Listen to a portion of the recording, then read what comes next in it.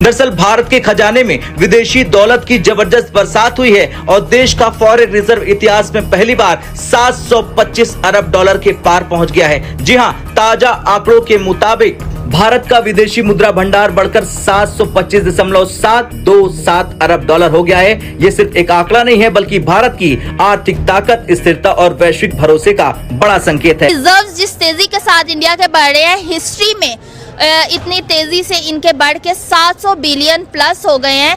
दूसरी कंट्रीज को देखा जाए, एशियन कंट्रीज की बात की जाए, सबकी करेंसी मुश्किलात में, जिस तरह ये टैरिफ धमकियां मिली और ये बाकी सारी चीजें हैं, तो इंडिया कैसे अपने आप को मेंटेन कर रहा है इन सारी चीजों के बावजूद। चाइना वाले बात कर रहे हैं कि यार मोदी जी ने 5 दिन में 18.9 लाख करोड़ रुपए का सुनामी लेके आ गए भारत में। और यहाँ पे जो बड़े बड़े कंपनीज हैं, जिसको अमेरिकन प्रेसिडेंट बोलते हैं कि आपको अमेरिका को छोड़कर बाहर नहीं जाना, वो सारे भारत में बैठे हुए थे और उन्होंने लाखों करोड़ों रुपए कमिट किए हैं, वो भारत के अंदर लगाने वाले हैं। IMF का मिशन ने तो आना है और गुर्बत के हवाले से उन्होंने कहा है कि ये गुर्बत बढ़ चुकी है और गुर्बत बढ़ रही है। ये IMF कह रहा है, ये कोई मैं या कोई और बंदा नहीं कह रहा ना। ये तो क्या यही वजह, क्या फॉरेक्स रिजर्व वजह, अगर आज उनके जो इकोनॉमी है इस लेवल पे ना खड़ी होती, तो क्या दूसरी कंट्रीज उनको इस तरह से लिफ्ट करा रही होती? आपको क्या लगता है? नहीं, लिफ्ट से ये मुराद नहीं है। हमेशा जो है ना, कंट्रीज के आपस में ग्रुप्स रहे हैं, मतलब फ्रेंडशिप्स रही हैं। उन फ्रेंडशिप्स को लेके, जिस तरह आप रशिया को कह ले कि रशिया के साथ जो उनके साथ जो कोलैबोरेशन है ना इंडिया की, वो बहुत ज्यादा है। कितने कंट्रीज थे? 88 कंट्रीज ने साइन किया है न्यू दिल्ली का डिक्लेरेशन और कमिटमेंट 18.9 लाख करोड़ रुपए की।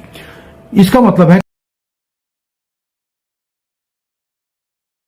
ये जानकारी जारी की है देश के केंद्रीय bank reserve bank of India ने, और ये रिकॉर्ड उस समय बना है जब दुनिया की कई बड़ी अर्थव्यवस्थाएं अभी भी आर्थिक दबाव और अनिश्चितताएं से जूझ रही हैं। और खासतौर से अमेरिका के राष्ट्रपति डोनाल्ड ट्रंप को आज के दिन ये दूसरा झटका है। पहला झटका अमेरिकी कोर्ट ने दिया और दूसरा भारत से गया, और उन्हें पता चल गया कि भारत कोई डेट इकोनॉमी नहीं है। रिजर्व जिस तेजी के साथ इंडिया के बढ़ रहे हैं, हिस्ट्री में इतनी तेजी से इनके बढ़ के 700 बिलियन प्लस हो गए हैं। दूसरी कंट्रीज को देखा जाए, एशियन कंट्रीज की बात की जाए, सबकी करेंसी मुश्किलात में, जिस तरह ये टैरिफ धमकियां मिली और ये बाकी सारी चीजें हैं, तो इंडिया कैसे अपने आप को मेंटेन कर रहा है इन सारी चीजों के बावजूद?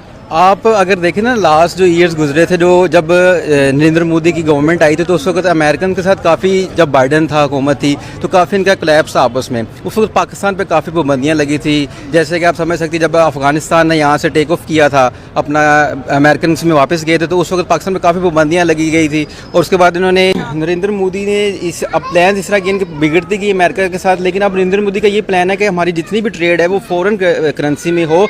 अब ये कह रहे हैं, लास्ट टाइम जिस तरह भी इनका एक मुआहदा हुआ यूरोपियन के साथ, यूरोपियन ग्रुप के साथ, उन्होंने क्या किया कि उन्होंने ये मुआहदा किया, उन्होंने नाम भी दिया अपना, उनके जो फॉरेन मिनिस्टर्स उन्होंने नाम दिया, उन्होंने कहा कि मदर ऑफ इकोनॉमी है। उन्होंने ये किया कि जितने भी इनकी जो ट्रेडिंग होगी ना, वो सब इनकी अपनी फॉरेन करेंसी में होगी, ना ये है कि उनकी डॉलर्स में की जाए। इस वजह से वो क्या कह रहे हैं कि इस प्लान्स को ऑब्जर्व कर रहे हैं अपने अंदर, कि जिससे उनकी इकोनॉमी ग्रो करे। ठीक है, इंडिपेंडेंट फॉरेन पॉलिसी है आज इंडिया की बहुत ज्यादा। जब चाहते हैं वो रशिया के साथ डील करते हैं, जब चाहते हैं वो अमेरिका को उन्होंने झुकने पे मजबूर कर दिया है। तो क्या यही वजह, क्या फॉरेक्स रिजर्व वजह, अगर आज उनके जो इकोनॉमी है इस लेवल पे ना खड़ी होती, तो क्या दूसरी कंट्रीज उनको इस तरह से लिफ्ट करा रही होती? आपको क्या लगता है? नहीं, लिफ्ट से ये मुराद नहीं है। हमेशा जो है ना, कंट्रीज के आपस में ग्रुप्स रहे हैं, मतलब फ्रेंडशिप्स रही हैं। उन फ्रेंडशिप्स को लेके, जिस तरह आप रशिया को कह ले कि रशिया के साथ जो उनके साथ जो कोलैबोरेशन है ना इंडिया की, वो बहुत ज़्यादा है, क्योंकि वहाँ से ऑयल एक्सचेंज होते हैं और बहुत ज़्यादा इनकी ट्रेडिंग होती है। इस तरह आप मलेशिया ले लास्ट में भी मलेशिया के विजिट हुआ इंडिया में, तो उन्होंने क्या किया कि मोस्टली उन्होंने जो अपनी ट्रेडिंग की है ना, उन्होंने कहा हम अपनी करेंसी में करेंगे, ना कि डॉलर्स में करेंगे। ट्रंप की तो बहुत कोशिश है कि जितने ज़्यादा इन पे मतलब कि टैरिफ लगाए जाए ना, वो मतलब उनको बहुत नीचा दिखाने के लिए, इकोनॉमी की जो है ना डिक्लाइन करने के लिए। लेकिन जो है ना इंडियंस, वो मोस्टली कोशिश यही कर रहे हैं कि वो अपने फ्रेंडशिप गोल्स को ना अचीव करके, उनके साथ अपनी ट्रेडिंग करके, अपनी करेंसी में ट्रेड करने के बाद फिर उनको ग्रो करें। चाइना वाले बात कर रहे हैं कि यार मोदी जी ने 5 दिन में 18.9 लाख करोड़ रुपए का सुनामी लेके आ गए भारत में। और यहाँ पे जो बड़े बड़े कंपनीज हैं, जिसको अमेरिकन प्रेसिडेंट बोलते हैं कि आपको अमेरिका को छोड़कर बाहर नहीं जाना, वो सारे भारत में बैठे हुए थे और उन्होंने लाखों करोड़ों रुपए कमिट किए हैं, वो भारत के अंदर लगाने वाले हैं। कितने कंट्रीज थे? 88 कंट्रीज ने साइन किया है न्यू दिल्ली का डिक्लेरेशन और कमिटमेंट 18.9 लाख करोड़ रुपए की।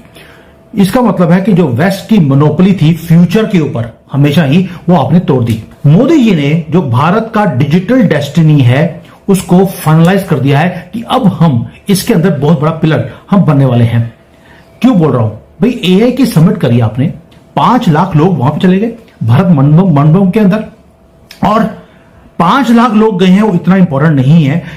इंपॉर्टेंट ये है कि जो क्वालिटी ऑफ लोग वहां पे आए वो रियल स्टोरी है। साथ में जो पैसा लेके आए हैं वो उससे भी बड़ी स्टोरी है। लेकिन जो मुझे सबसे ज्यादा हैरानी होती है, 18.9 लाख करोड़ में से जो मेजर चंक है वो भारतीय कंपनियां खुद लगाने वाली हैं। यानी कि फॉरेन के जो लोग आए थे उन्होंने जो कमिटमेंट दिया उससे बढ़ चढ़कर हमारे कंपनियों ने बोल दिया we want to lead, it is by Bharat, for Bharat and for the world. अब आते हैं कि जो भारत के टाइटल्स हैं कौन से थे।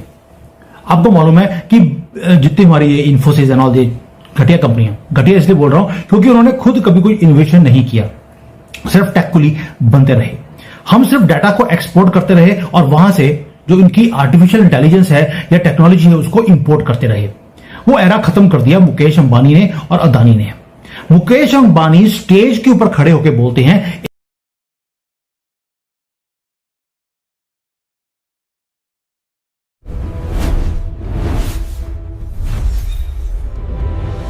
दोस्तों, वैश्विक राजनीति और अर्थव्यवस्था के इस दौर में जहां बड़े देश व्यापारिक नीतियों के जरिए दबाव बनाने की कोशिश करते हैं, वहीं भारत ने अपनी आर्थिक मजबूती से एक नया संदेश दिया है।